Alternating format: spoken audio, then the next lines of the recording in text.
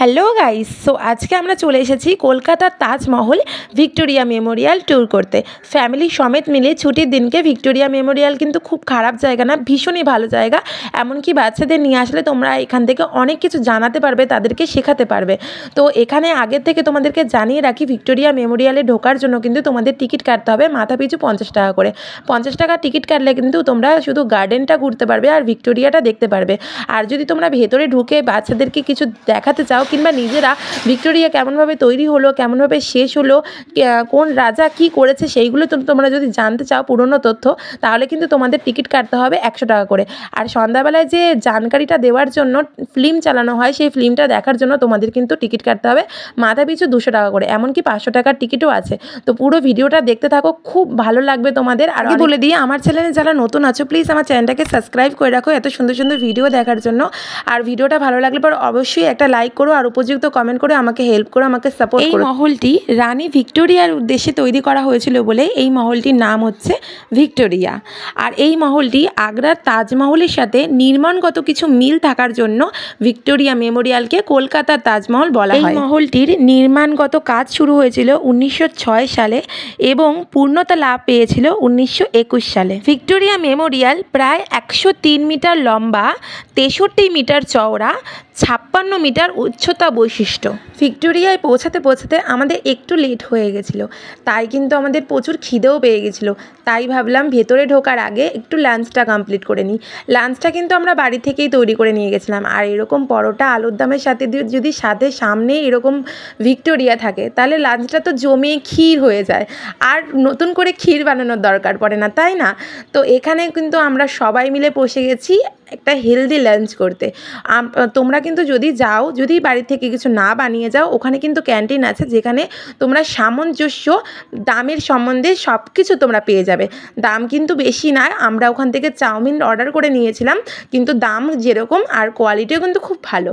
তো এখানে যদি ভিক্টোরিয়া তোমাদের সামনে থাকে আর তোমাদের সামনে যদি এরকম গরম গরম পরোটা আর আলুর দম থাকে, তাহলে তো সেই লাঞ্চের আর তুলনা হয় না। সেটা মনে হয় কোনো রেস্টুরেন্টেও পাওয়া যায় না, তাই না?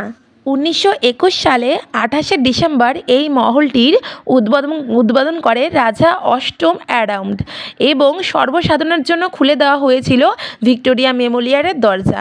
আমিও তোমাদের বলে রাখি, কখন তোমরা আসলে পরে ভিক্টোরিয়া মেমোরিয়াল খোলা পাবে। প্রত্যেক সপ্তাহে কিন্তু 7 দিনই ভিক্টোরিয়া মেমোরিয়াল খোলা থাকে।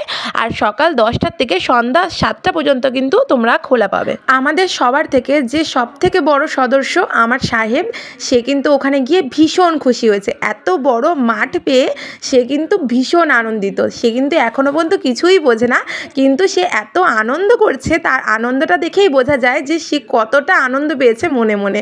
তো এরকম ছোট ছোট বাচ্চা থাকলে পারে নিশ্চয়ই একদিন তো অন্তত ঘুরতে যাওয়া উচিত। আর এরকম জায়গা ঘুরতে যাওয়া মানে ওদের খুব ভালো লাগবে, আর ওরা একটু খেলাধুলোও করতে পারবে, মন খুলে হাসতে পারবে, ঘুরতে পারবে। তো তোমাদের ঘরেও যদি এরকম ছোট পুচকে সব বাচ্চা কুচ্চাদাগুলো থাকে, তাদেরকে নিয়ে কিন্তু একবার অন্তত ভিক্টোরিয়া এসো, তোমাদেরও ভালো লাগবে, ওদেরও ভালো লাগবে। আমাদের বয়স কিন্তু দিনে দিনে বাড়ে, কিন্তু আমাদের মন বাড়ে না। আমাদের মন কিন্তু সেই বাচ্চা মতনই থাকে। তো দেখো, আজকে ঘুরতে এসে আমরা থেকে ছোট সবাই মিলে কিন্তু আমরা হোয়াইট কালারের ড্রেস পরেছি আর ব্লু কালারের জিন্স পরেছি, ড্রেস কোড ম্যাচিং করে পরেছি। কেমন লাগছে বলো? আমার সাহেবও কিন্তু ব্লু কালারের শার্ট পরেছে, সেও কিন্তু মিস যায়নি। আর এই দেখো ভিক্টোরিয়ার মাঝখানে এই ঝর্ণাটা দেখে তো আমার ভীষণ ভালো লাগলো, মনটা পুরো ঝর্ণার মতন হয়ে গেল। ঝর্ণাটা কিন্তু অসাধারণ সুন্দর। তোমরা সামনে দিয়ে দেখলে পরে আরও ভালো লাগবে তোমাদেরকে।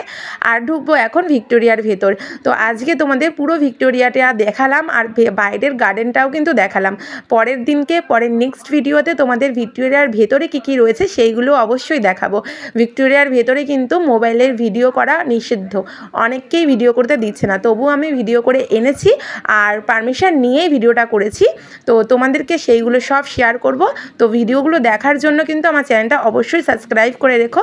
আর এই ভিডিওটা ভালো লাগলে পরে অবশ্যই একটা লাইক আর একটা কমেন্ট করো, তোমাদের উপর আমার ভরসা রয়েছে। তো নেক্সট ভিডিওটা দেখার জন্য প্লিজ অপেক্ষা করো। টাটা, বাই বাই, সবাই ভালো।